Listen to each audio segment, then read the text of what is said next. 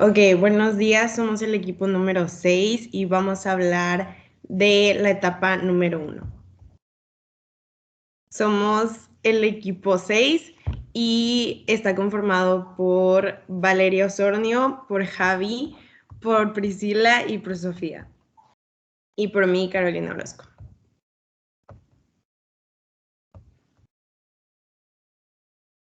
Bueno, para empezar, primero tenemos que saber el concepto de la literatura.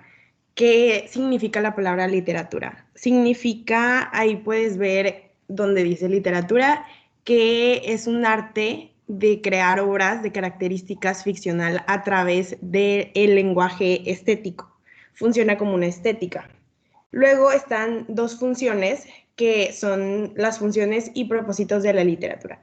Primero está la función comunicativa, que la literatura cumple con esta función en tanto que un emisor, que normalmente es el autor, utiliza un código que viene siendo una lengua escrita a través de un canal de comunicación que puede ser el canal como un libro o digital o impreso.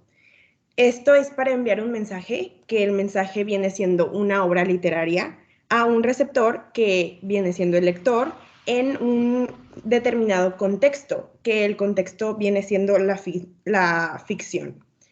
Luego, por otro lado, está la función estética. Esta se divide en dos partes. Está la función poética, que es la literatura que transmite afectos, sentimientos y emociones. Asimismo, el lector puede evadirse a mundos imaginarios. En este hay 5 puntos, digo 4. Es el poético, que es la expresión de sentimientos y emociones. Está la narrativa, que es donde el autor interpreta su mundo y lo comunica a través de un narrador.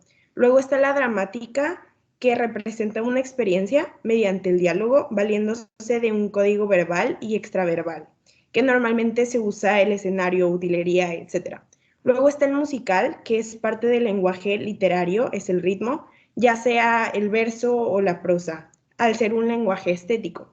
Luego, por otro lado, en los medios de expresión está el verso y la prosa. Para empezar, ¿qué es un verso? Es cada una de esas líneas de las que se compone un poema. Luego, por otro lado, un poquito más largo, está la prosa, que es la forma como habitualmente nos comunicamos por medio de la palabra, ya sea oral o escrita. Es el lenguaje que utiliza la comunidad a la que desea reflejar el autor en su obra. Normalmente la prosa literaria puede ser poética o narrativa.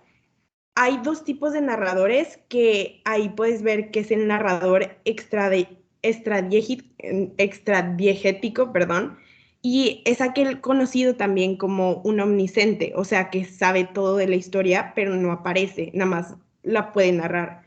Luego está el segundo, que es el narrador intradiegético, que este sí forma parte de la historia y es un narrador protagonista o es un testigo, y este narra en tercera persona.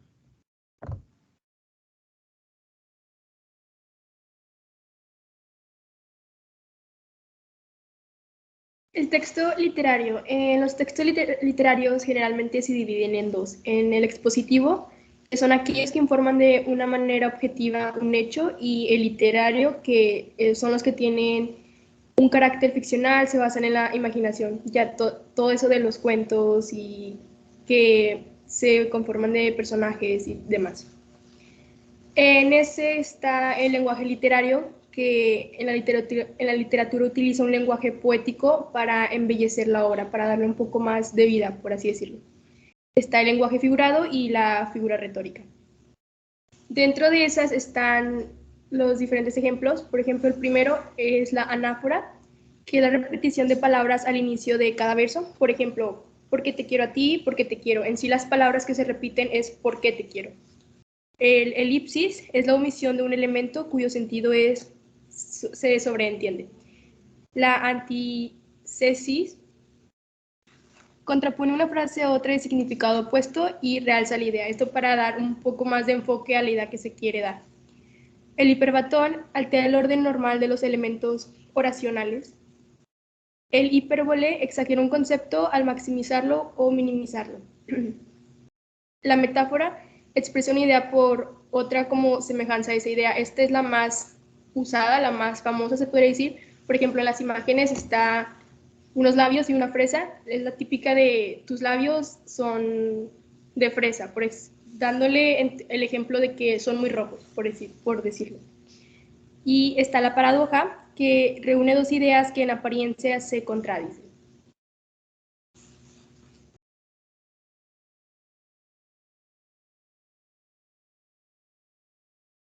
Bueno, ahora hablando de las principales formas de expresión literaria, puedo encontrar varias. La primera, narrar. Esta es relatar una serie de hechos reales o imaginarios que transcurren en un espacio, un tiempo y un ambiente determinados. Eh, También cabe aclarar que en una narración es necesario un narrador que no debe confundirse con el autor. Después tenemos la descripción, la cual es la enunciación de las características de una persona, un lugar, un ser vivo, un objeto, una situación o una acción mediante palabras como sustantivos, adjetivos y adverbios. Luego vamos al diálogo, el cual es un intercambio verbal entre dos o más personas. Y hay dos tipos de diálogo. Está el diálogo directo, el cual son las palabras tal cual las diga el personaje, y se introduce precedido de un guión largo o raya, o entre comillas. Y luego está el diálogo indirecto, el cual se introduce lo que dice el personaje por medio de la conjunción que.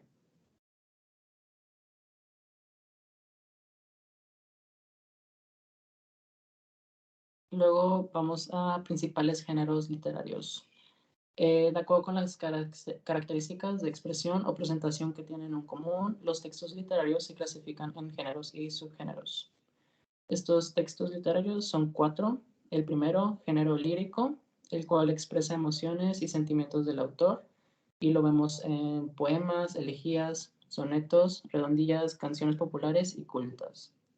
Luego está el género narrativo, el cual relata hechos reales e imaginarios, y lo vemos en cuentos, novelas, leyendas, mitos y fábulas. Después sigue el género dramático, el cual es situación que se representa frente a un público, y están en las comedias, tragicomedias, entremés, tragedias, etc. Y el género didáctico, el cual busca transmitir una enseñanza moral o ética o de otro tipo. Estas las encontramos en fábulas, ensayos, proverbios, sentencias, parábolas. Y dentro de los géneros literarios encontramos las literaturas emergentes y también dentro de las redes sociales. La literatura emergente es toda aquella literatura nueva producida entre finales del siglo XX y lo que va del siglo XXI.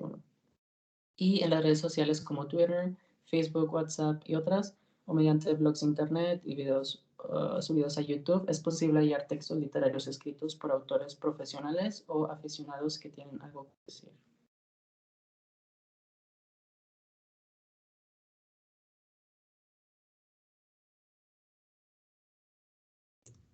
Otro aspecto es que la literatura tuvo un papel importante en la sociedad en diferentes periodos de tiempo. En la antigüedad se usaba como control social del comportamiento a través de mitos, leyendas y narraciones didácticas. También para el desarrollo personal al ser un instrumento crítico de las sociedades prevalecientes. Y también lo usaban como expresión religiosa con la finalidad de brindar apoyo espiritual y moral.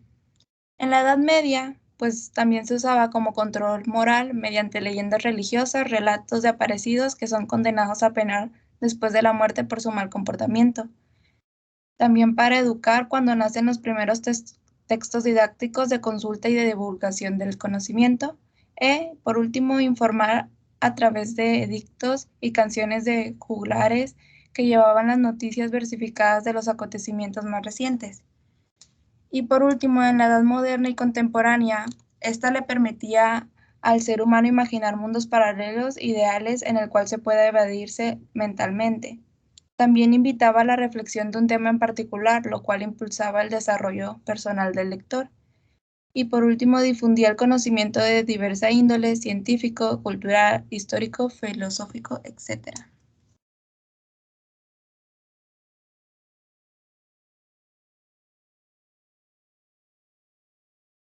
Movimientos literarios. Las funciones sociales se relacionan con los movimientos literarios, pues cada corriente priorizó una u otra función, tanto social como estética. El Renacimiento, en la primera corriente literaria y artística en general, surge a finales del siglo XIV y es hasta el siglo XVI. Marca el final de la Edad Media. En el Barroco, el lenguaje sobrecargado, uso de neologismos y exceso de figuras retóricas al grado de ser difícil su comprensión en ciertos casos. En Neoclasismo o Ilustración, surge la literatura didáctica como tal y se da prioridad a la razón. El Romanticismo. Se buscó la idealización, la añoranza por el pasado y la estética de la antigüedad. El nacionalismo, la inspiración en los sueños. El Realismo.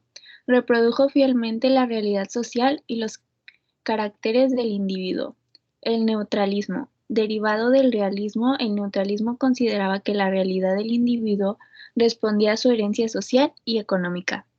El Modernismo es el primer movimiento de literatura independiente en América Latina que retomó elementos del romanticismo y se centró en la estética del texto. Vanguardias. Fue un movimiento heterogéneo de renovación literaria y el realismo mágico incluyó elementos fantásticos y de tradición cultural en la narrativa hispanoamericana, como si de algo cotidiano se tratara. Posmodernismo. Es un movimiento cultural mundial que comenzó hacia la década de 1970 y continúa vigente. Se observa en la influencia de las tecnologías de la información y la comunicación, los cambios en las telecomunicaciones, el surgimiento de oficios nuevos, el consumismo excesivo, el afán de democracia y apertura política. El posmodernismo podría considerarse neobarroquismo, pues a menudo aparecen imágenes recargadas en descripción, se pueden combinar géneros y subgéneros en una sola obra. Y listo. Gracias por su atención.